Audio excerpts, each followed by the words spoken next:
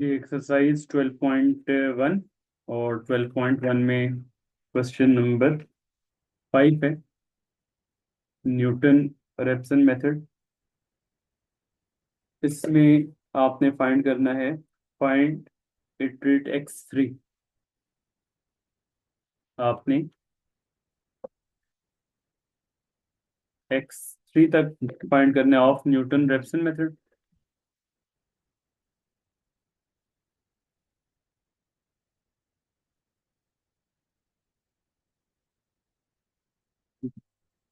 For the following function with initial start x not. A part है।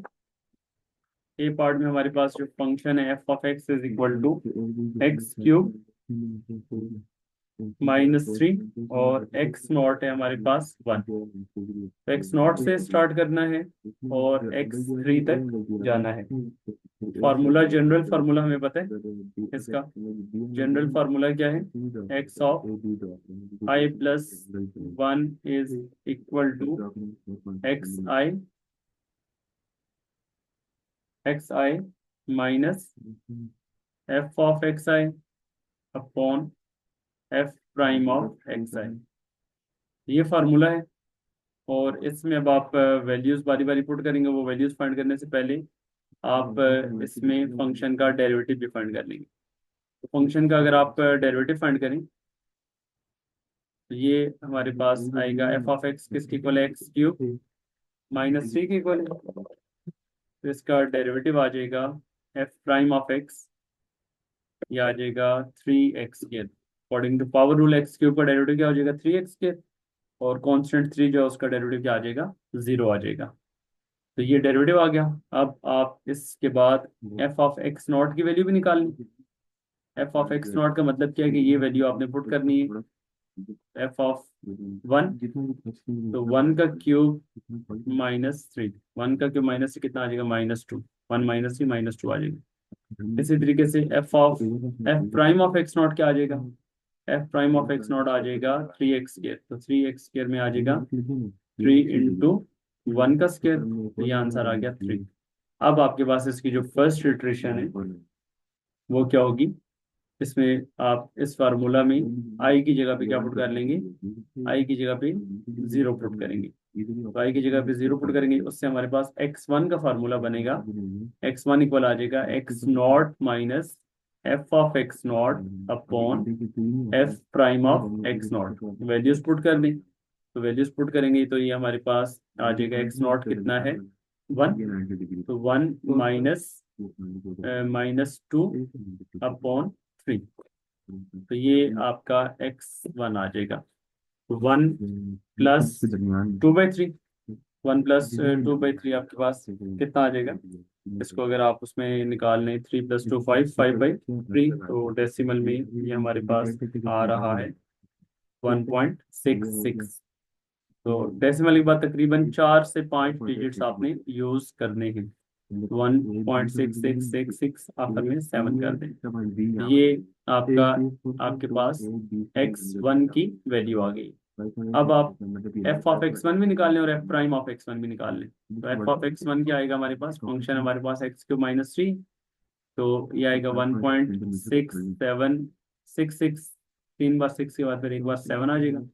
तो 1.6667 का cube फिर -3।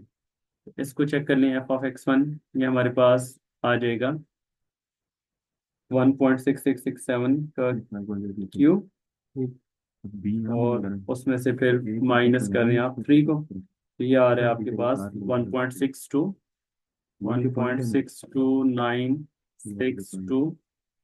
और एफ प्राइम ऑफ x1 क्या आ जाएगा? एफ प्राइम ऑफ x1 आ जाएगा एफ प्राइम क्या था? 3x²। 3 × 1.6667 का स्क्वायर, 1.6667 का स्क्वायर और मल्टीप्लाई बाई 3 कर दें। मल्टीप्लाई बाई 3 करेंगे तो ये आ रहे हैं हमारे पास 8.3336। अब आप इसकी जब सेकंड इटरेशन करेंगे तो सेकंड इटरेशन का फार्मूला हमारे पास बनेगा एक्स आई की वैल्यू क्या पुट करेंगे? 1। तो x2 इक्वल आ जाएगा x of 1 minus f of x1 divided by f prime of x1। अब आप इसमें वैल्यूज पुट कर लें, तो वैल्यूज पुट करेंगे तो x1 हमारे पास इक्वल आ गया 1.6667 माइनस f ऑफ x1 आ गया 1.62962 अपॉन 8.3336। तो ये हमारे पास आ जाएगा इसका आंसर 1.6667 माइनस फ्रैक्शन है 1.62962 अपॉन 8.3336। ये इसका आंसर हमारे पास आ गया 1.47045। तो ये आपके पास x2 का आंसर आ गया। अब आप इसमें f ऑफ x2 भी निकाल लें और f प्राइम ऑफ x2 भी निकाल लें। f ऑफ x2 हमारे पास आएगा, f ऑफ x2 का मतलब है f ऑफ 1.47045। तो ये आ जाएगा 1.47045 का क्यूब माइनस 3। तो ये जो आंसर आया था इसका क्यूब कर लें और उसमें से फिर माइनस 3 करेंगे तो ये आ गया हमारे पास 0.179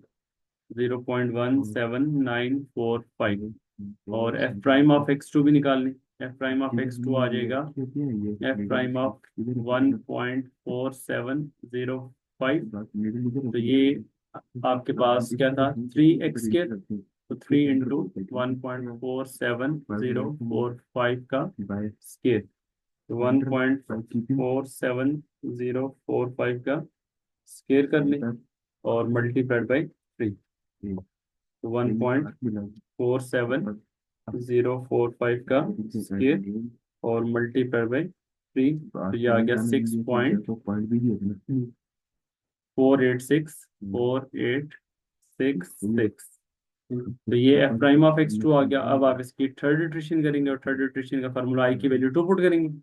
आई की वैल्यू 2 पुट करेंगे तो ये आपके पास x3 इक्वल आ जाएगा x2 minus f of x2 minus F prime of x2। तो इसमें अब आप वैल्यूज पुट कर लेंगे तो ये बनेगा हमारे पास x3 का आंसर। x2 क्या आया था 0.1795 तो 0.17945 और माइनस सॉरी ये तो उसका आया था एफ ऑफ x2 का आया था।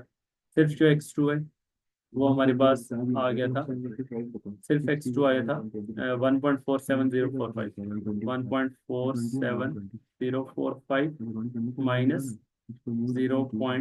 ये माइनस 0.17945 डिवाइडेड बाई 6.4866। इसको आप कैलकुलेट करेंगे तो 1.47045 माइनस फ्रैक्शन आ रही है 0.17945 अपॉन डिनोमिनेटर में आपके पास आ रहा है 6.4866। तो ये आंसर आ गया 1.427। तो ये आपके पास x3 का आंसर आया। स्टार्ट आपने कहाँ से किया था 1 से, तो 1 से आपने स्टार्ट किया था। x0 की वैल्यू क्या थी 1, फिर x1 की वैल्यू क्या आ गई हमारे पास 1.6667, फिर उसके बाद x2 की वैल्यू आपके पास क्या आ गई 1.47045 और फिर अब आपके पास x3 की वैल्यू क्या आ गई 1.4427। अब ये आपके पास nearest to the exact root, exact root क्या बिल्कुल क्या जा रहे हैं करीब करीब जा रहे हैं। तो जितनी इटरेशन ज्यादा करते चले जाएंगे उतना आपका एग्जैक्ट रूट के करीब उसका आंसर आता चला जाएगा। तो ये आपका क्वेश्चन नंबर 5 का ए पार्ट कंप्लीट हो गया। ये क्लियर है आप लोगों को?